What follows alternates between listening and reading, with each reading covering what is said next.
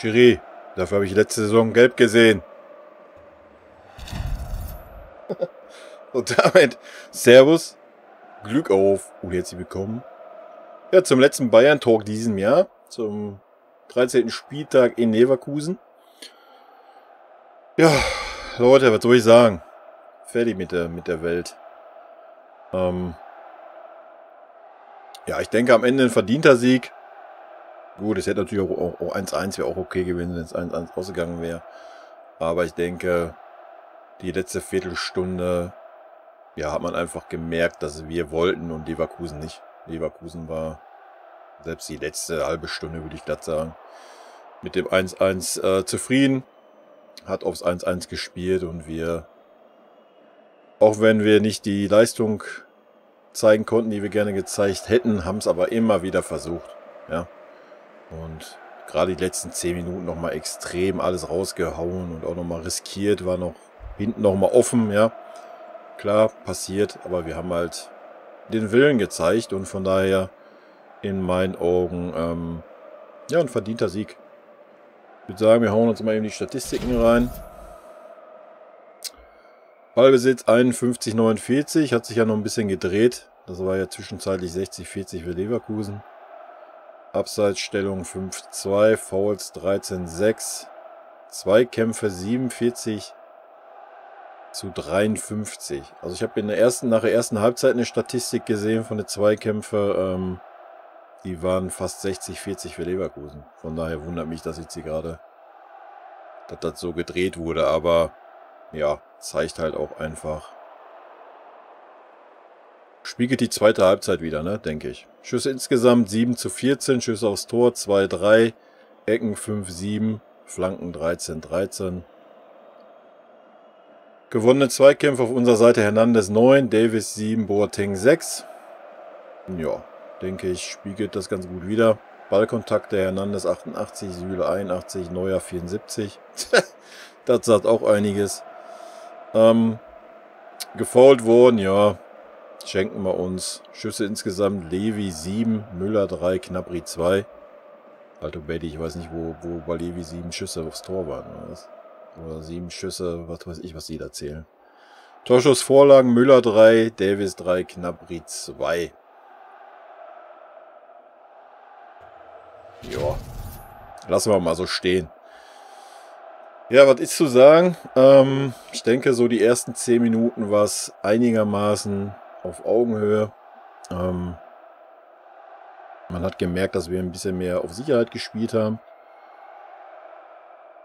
Danach die kommenden 20, 25 Minuten, also bis zur 30., 35. Minute war es, ja, unterirdisch von unserer Seite. Es war richtig schlecht.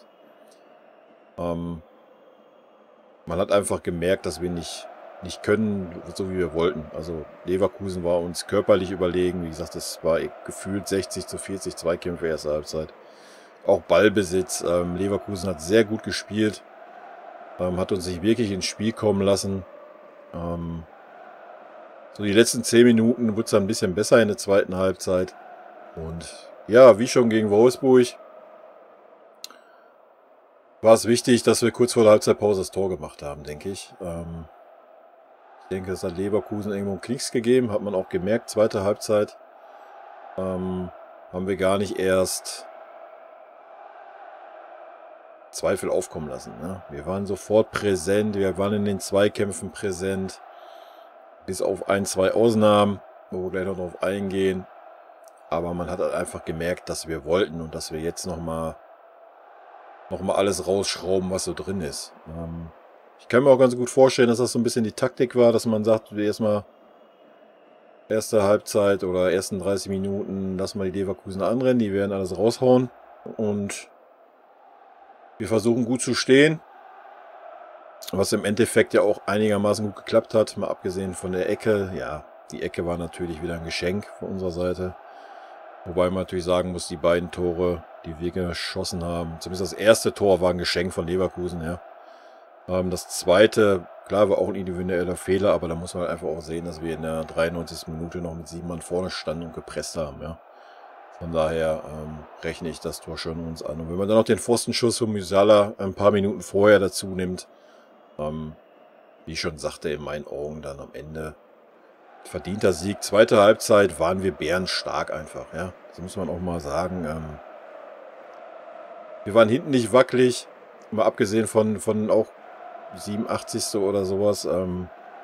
Die eine Flanke dann, die durch den Strafraum gesegelt ist, aber ansonsten ja, standen wir gut hinten gegen diese Offensive, das muss man auch mal sagen. Ja. Auch die Kontersituationen gab es nicht viele, wenn, haben wir sie gut im Griff gehabt. Die ersten 30 Minuten waren ein bisschen wackelig, da war auch Hernandez ein bisschen wackelig, das hat mich ein bisschen überrascht. Hat er 2, 3 leichte Fehler gehabt, aber danach bärenstark wieder der Hernandez. Ne? Jetzt auch in der Innenverteidigung. Hey, Hansi hat mich erhört. Weiß nicht, ob der Hansi reingeguckt hat in meinem letzten Video, aber endlich haben wir mal den Davis auf links gesehen und der Hernandez in der Innenverteidigung. Und man hat gesehen, was der Hernandez in der Innenverteidigung wert ist. Das ist halt ein ganz anderes Kaliber zum Alaba in der Innenverteidigung. Das muss man einfach so sagen. Und man muss auch heute sagen, dass der Alaba bärenstark im zentralen Mittelfeld war. Vor allen Dingen zweite Halbzeit. Ja. Erste Halbzeit hat er sich auch noch ein bisschen schwer getan, so auch wie die ganze Mannschaft die erste halbe Stunde. Aber zweite Halbzeit, der Alaba war der Antreiber auf dem Platz. Nicht nur spielerisch, sondern auch von der Ansprache her. Hat mir sehr, sehr gut gefallen. Aber da kommen wir gleich noch drauf, wenn wir auf die einzelnen Spieler eingehen. Aber ja, warum nicht gleich so? Ne? Was soll ich anders sagen? Süle hat es auch wieder souverän gemacht, sogar noch einen Tacken besser, fand ich, wie gegen Wolfsburg. Rechter Verteidiger, auch gegen die schnellen Leute.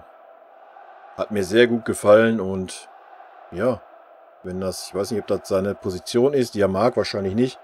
Ist natürlich auch nach vorne hin nicht wirklich präsent. Hat 2, 3 Mal gemacht. Aber ansonsten, ja, wenn du eine stärkere Defensive brauchst, ist das auf jeden Fall eine Option. Ja, Boateng war halt auch wieder fehlerlos heute. Ja. Fehlerlos, einfach souverän.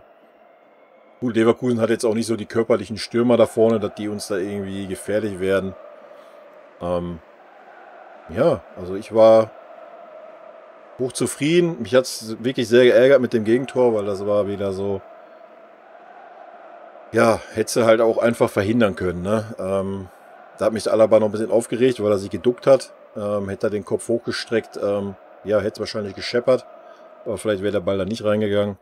Aber das sagt man halt auch immer so leicht. Also jeder, der selber mal Fußball gespielt hat und nicht gerade so ein beinharter Innenverteidiger war, hat sich da wahrscheinlich auch weggedreht.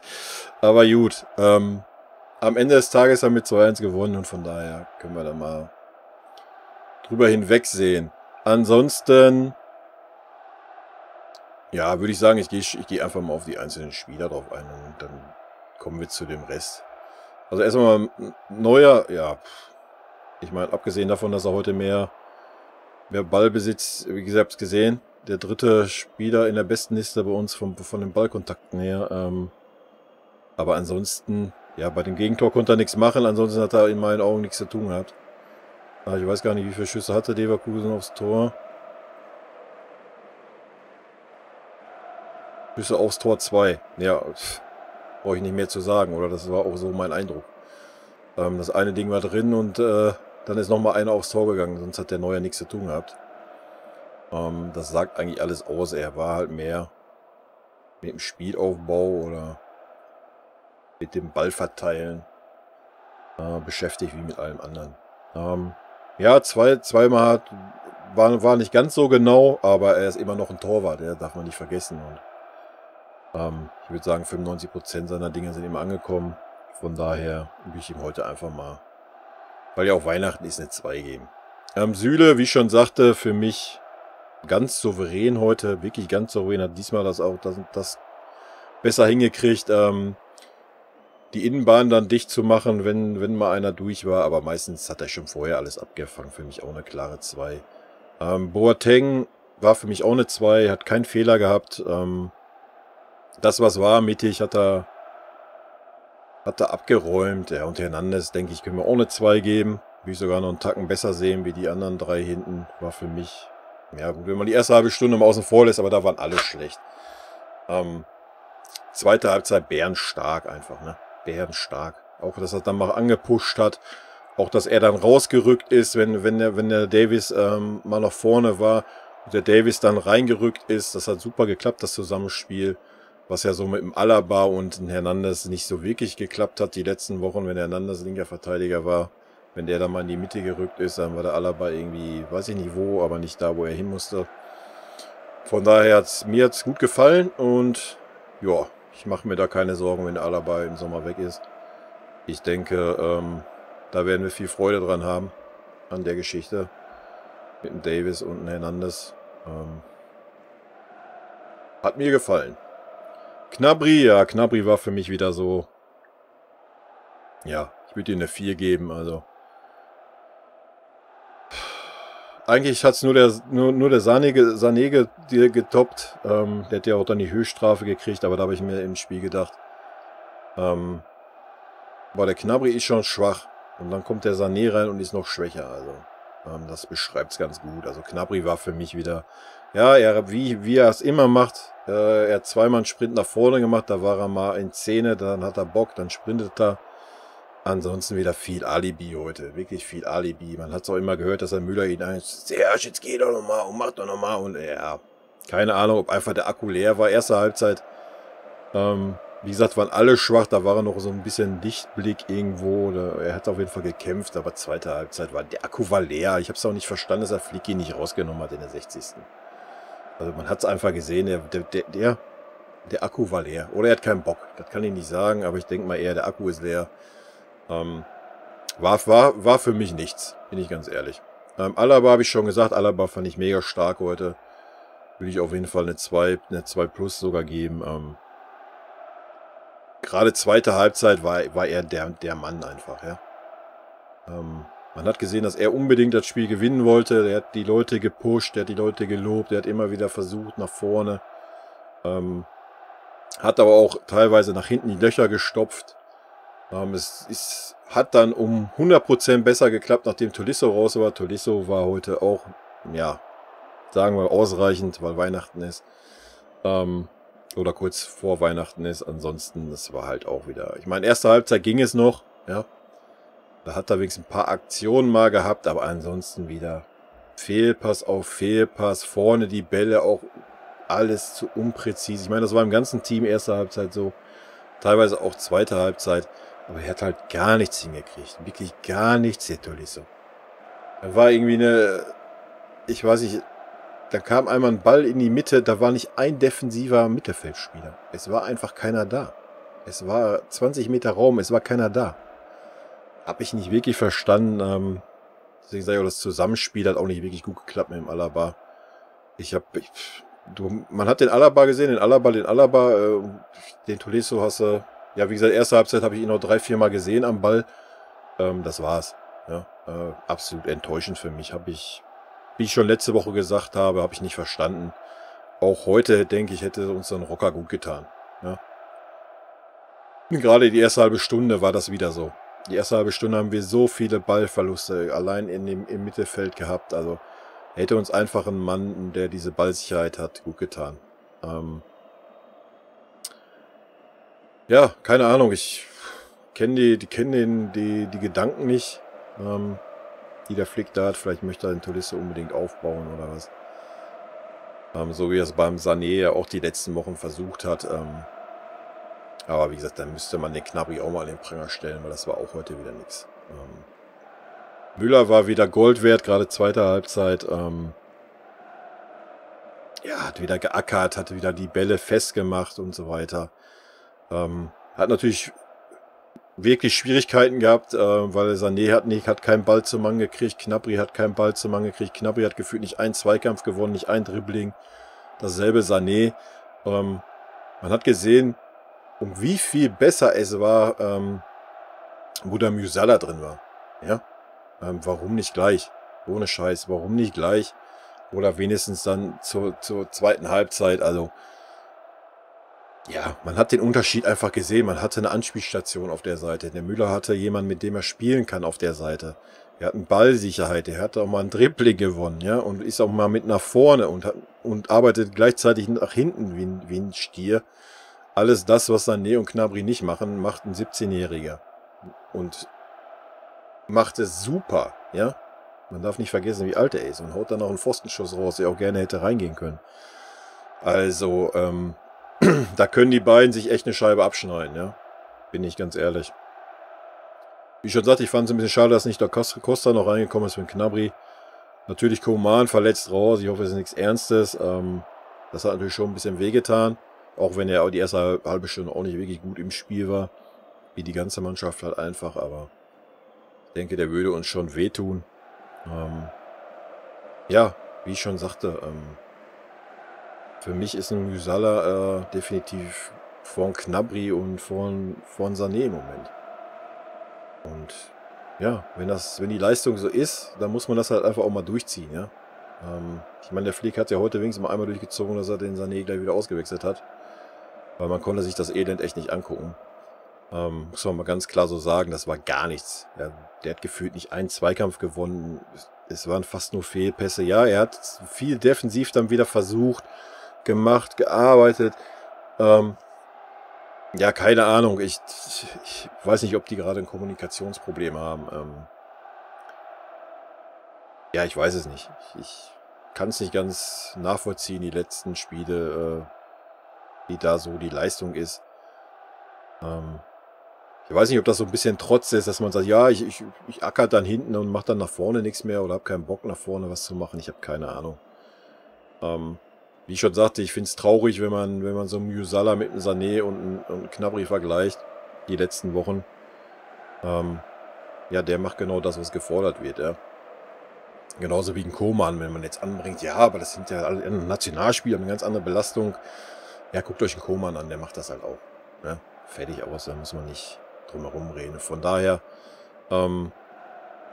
ja, ich weiß auch nicht, ich denke mal so, ja, der Rocker, der Costa, wahrscheinlich auch der Choupo-Moting, alles was so kurz vor Transferschluss kam, würde ich jetzt behaupten, war nicht unbedingt Flicks Idee. Und von daher, weiß ich nicht, vielleicht lässt er die so ein bisschen links liegen, was ich ein bisschen schade finde. Beim Saar kann ich das verstehen. Die Leistungen waren halt unterirdisch, die der gebracht hat. Aber wie gesagt, so ein Rocker oder so ein Costa, die haben ja keine schlechten Leistungen gebracht. Ich hoffe, wir werden in der Rückrunde, können wir ja nicht sagen, nach den Weihnachtsfeiertagen oder im neuen Jahr die beiden auch mal öfters sehen. Weil, klar, dass man jetzt die Musiala vielleicht nicht jedes Spiel von Anfang an bringen möchte, alles gut, kann ich verstehen. Man muss ja nicht verheizen, den Jungen, also wir haben genug Spieler dafür. Aber dann bring doch mal einen Costa. Ja, für Gnabry, jetzt mal ernsthaft, Leute. Ja, ihr könnt es mir gerne in die Kommentare schreiben, ob ich den Gnabry, ich sehe den Gnabry immer kritisch. Weil ich einfach diese Art Fußball, wie er sich spielt oder denkt, finde ich, passt nicht zum FC Bayern. Bei uns mussten die Außenspieler immer mit nach hinten arbeiten. Immer. Und ja, es ist ein Tacken besser geworden beim Gnabry die letzten Spiele, das stimmt schon.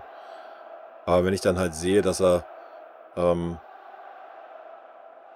ja, so, weiß nicht, wann das war, 60. oder was,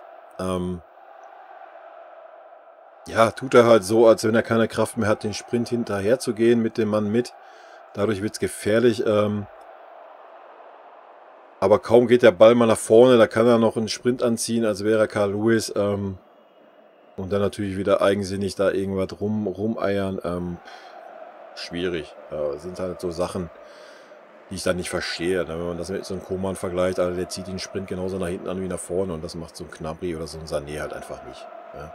Die machen mal so ein bisschen Alibi-mäßig, vielleicht so die ersten 3 Meter ziehen sie mal an und dann so, nee, ich bin jetzt aber so kaputt. Ja. Ja, Leroy Sané, ich weiß nicht, ob wir das bewerten sollten, was wir da heute gesehen haben. Wenn, dann war es ein ungenügend. Ja, kann man nicht anders sagen. So leid es mir tut, er war, wo er immer reinkam als Joker, war er so stark. Ich habe ihn auch nicht so schlecht gesehen nach hinten. Das war so Gnabry-Niveau, ja. Dass da Verbesserungspotenzial da ist, klar. Ich fand es gut, dass der Flick ihn jetzt die Chancen gegeben hat. Mit den 2, 3 Spielen von Anfang an. Und ja, dann ganz ehrlich, da muss man, wenn er dann heute reinkommt, ja, ich weiß nicht, ob er vielleicht die Einstellung hatte, ich habe keinen Bock, obwohl es mir danach eigentlich nicht aussah. Sah für mich eher so aus, es ist kein Spielglück. Ich weiß nicht, ob es der Kopf ist oder was. Keine Ahnung. Er hat genug Potenzial, das denke ich, wissen wir alle. Und ja, warten wir mal ab, wie es die Entwicklung da weitergeht. Aber es war heute leider Gottes völlig zu Recht, dass er eingewechselt und wieder ausgewechselt wurde. Muss man einfach so sagen. Und auch, dass er dann für Musiala noch ausgewechselt wird, für einen 17-Jährigen, der ihm dann gezeigt hat, wie man diese Position zu spielen hat. Und genauso wie Musiala diese Position gespielt hat, muss das ein Sané halt einfach auch können. Da müssen wir uns ja alle nichts vormachen. Von daher, wie gesagt, Sané ungenügend. Musiala war für mich wieder sofort im Spiel, hat nach hinten geackert, ist auch nicht hektisch, wenn er da hinten angespielt wird, wenn er gepresst wird von 2, 3 Leuten. Hat die Situation gelöst. Hat, wie gesagt, gut mit Müller harmoniert im Spiel nach vorne. Hat dann noch den Pfostenschuss gehabt. Von daher denke ich, können wir da auch ganz beruhigt eine 2 geben. Ja, und Kimmich, wo Kimmich drin war, hast du halt einfach gemerkt, es war ein Sechser auf dem Platz. Ja, ja, anders kann man es nicht sagen. Wie gesagt, der Alaba hat es gut gemacht. Der Alaba war aber mehr so der Achter, fand ich. Obwohl er teilweise den Sechser-Part auch gut gespielt hat, ja. Aber wo Kimmich dann war Kimmich halt so der richtige Sechser, das hat man gesehen. Stand einer in der Mitte und bam, die Mitte war halt einfach zu, was vorher nicht war. Ich weiß nicht, der Tolisso ist da immer irgendwo rumgerannt. Mehr außen, mehr auf Halbposition wie alles andere. Kam auch nie hinterher, hat keinen Zweikampf gewonnen. Ich weiß gar nicht, hat man den schon bewertet? Dann auf jeden Fall auch ein Ungenügend, Leute. Das war ein Ungenügend, da gibt es auch nichts zu beschönigen, Alter. Man könnte über mangelhaft nachdenken. Ich glaube, ich habe eine 4 gesagt wegen Weihnachten. Ja, lassen wir die 4 stehen. Aber im Endeffekt, ja, ein Trauerspiel, Alter. Weiß ich auch nicht. Wie ich schon sagte, das sind die Sachen, die ich zu kritisieren hätte. Ansonsten kann man der Mannschaft nur einen Riesenlob aussprechen. Ja, wenn man dann sieht, dass wir so eine Spieler noch mit durchziehen, das muss man auch mal sagen. Und dann trotzdem 2-1 gewinnen in Leverkusen, die bis dahin auch ungeschlagen waren. Man hat halt einfach den Willen gemerkt. Einfach den Willen. Wir sind der FC Bayern. Wir stellen den Weltfußballer und den Welttorhüter. Wir haben auf Platz 1 zu stehen, wenn eine Pause ansteht. Und genau das haben wir heute ausgestrahlt und haben das in der zweiten Halbzeit verkörpert. Und von daher für mich ein völlig verdienter Sieg. Leverkusen hat alle Chancen gehabt. Hätten die in der ersten Halbzeit nicht aufgehört, Fußball zu spielen. Hätten sie weiter ein bisschen mehr Risiko gespielt, hätten uns vielleicht ein zweites oder ein drittes eingeschenkt. Hätten sie das Spiel wahrscheinlich gewonnen. Ich denke, den Kraftakt hätten wir nicht mehr geschafft. Dasselbe Wolfsburg, sind beide Mannschaften selber schuld, Leute. Ja. Wenn man sich dann denkt, jo, wir warten jetzt, wir lassen das mal so plätschern und gucken, dass wir irgendwie einen Konter fahren. Ja, hat man beide Male gesehen, dass diese Taktik nicht aufgeht. Und dass wir einfach den Willen haben, auch wenn wir nicht die Form haben. So, fertig. Und das hat heute den Ausschlag gegeben. Ansonsten, ja. Blick auf the Table vielleicht. Warum nicht? Da, wo wir hingehören. Ja, Dortmund ist jetzt schon für uns raus. Ja, also Dortmund wird keine 8 Punkte auf uns aufholen. Auch wenn wir erst bei Spieltag 13 sind. Ich glaube nicht, dass wir so einen Einbruch kriegen, wenn man gesehen hat, die letzten Wochen, welchen Willen einfach die Mannschaft hat, ja. Auch wenn die Form nicht da ist, was die Spieler auch selber wissen, die Frische nicht da ist. Man hat einfach gesehen, wir lagen jetzt das 7. Mal 0-1 zurück. Ja, das 7. Mal.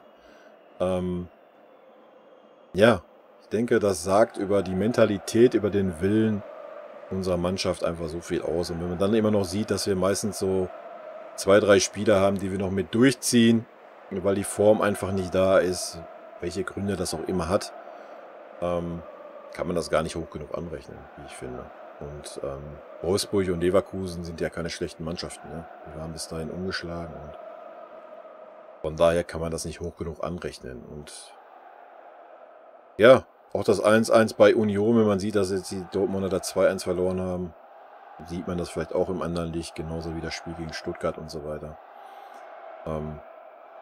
Ja, ich denke, es wird trotzdem spannend bleiben. Ich denke, Leipzig wird definitiv dran bleiben. Leverkusen traue ich das auch zu.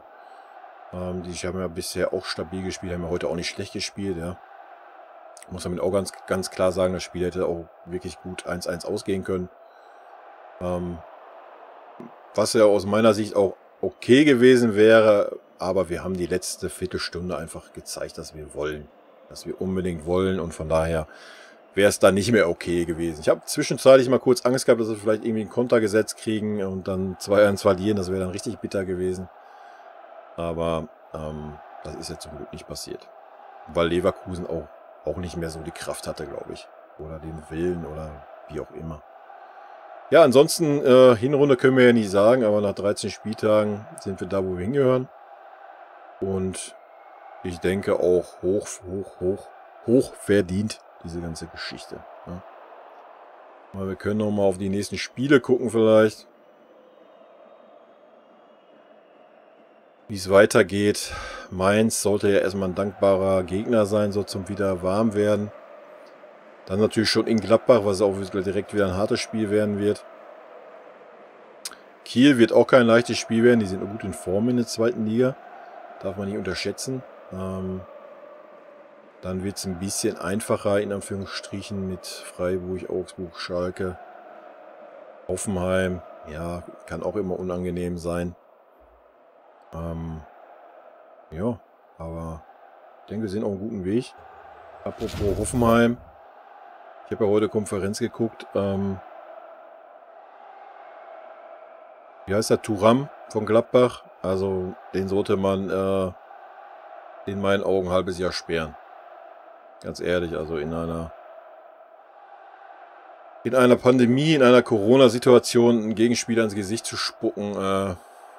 Ich meine, das ist so schon unterste Schublade, ja. Wirklich ins Gesicht. Er stand frontal vor ihm, hat ins Gesicht gespuckt.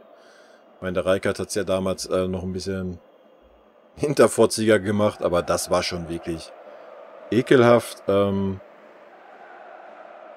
und jetzt stellt euch mal vor, der hätte wirklich Corona und hätte jetzt den anderen infiziert dadurch. Ich meine, gut, die schwitzen eh am Körperkontakt und so weiter, da müssen wir nicht drüber reden.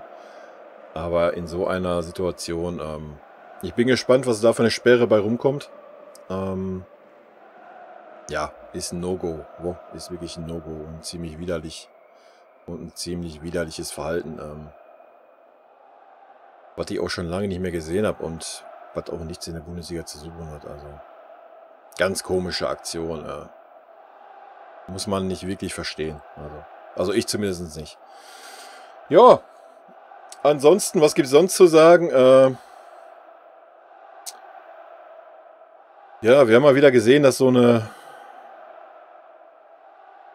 FIFA-Wahl halt irgendwo Tullux ist. Ja? Dass das im Endeffekt nicht diesen Stellenwert haben sollte, die es am Ende des Tages hat. Weil dass der Jürgen Klopp Welttrainer geworden ist, ist ein absoluter Witz, Leute. Es ist ein absoluter Witz. Ich könnte mich da jetzt wirklich in Rage reden. Ein absoluter Witz. Das ist ein Trainer, der 5 Titel mit seiner Mannschaft holt. Dabei geht es jetzt gar nicht um die Person Hansi Flick, sondern wirklich so, wie der Hansi das sagt. Das ist ja dann ein Titel für das ganze Trainerteam. Und dass da ein Trainer diesen Titel kriegt, weil er einen Verein nach 30 Jahren mal wieder zur Meisterschaft geführt hat, bin ich da beim Lothar, der halt, man bewertet ein Jahr, das Jahr 2020, man bewertet nicht 30 Jahre, dass ein Trainer nach 30 Jahren mal wieder eine Mannschaft zu einer Meisterschaft geführt hat, sondern man bewertet dieses eine Jahr. Und in diesem einen Jahr, ich meine, wir haben alle Titel gewonnen, die es zu gewinnen gibt.